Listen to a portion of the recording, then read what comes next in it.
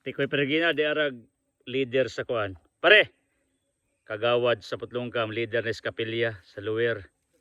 Nagpaibaw ni Dagan sa renovation gahapon. Pre, si hi to Tiko Pergina Galamiton.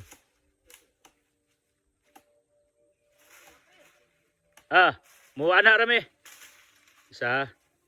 Ara dia. Atas bakilid. Tama ni nga to ibabaw pre. Dos mahayag. Hapit na mabot sa mahayag, boundary. Maune. Kamario. So.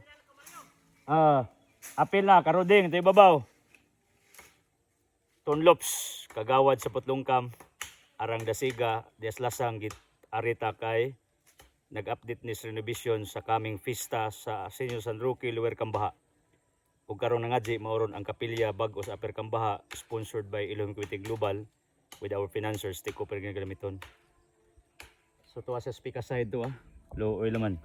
Ningari man gyud diring bukid kay naituyo sa ato So pre, hangat.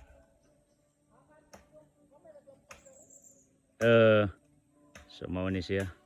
Mura po nag-resort ning atong area dire. So, ako ning gi-clearing para sa ting-uwan. Kani makuha ni. Kaya hinungdan ni ubang kahoy pero na mga magabas. Karon pa ko ka-check. Pero kani ubang mga Jimelina nani tag-iya. Humanag akong bahay na ni kay na initikad ani. So, tikoy. Tagbalita ni project nato sa Luwer Cambaha. Biba Ilohim. Biba.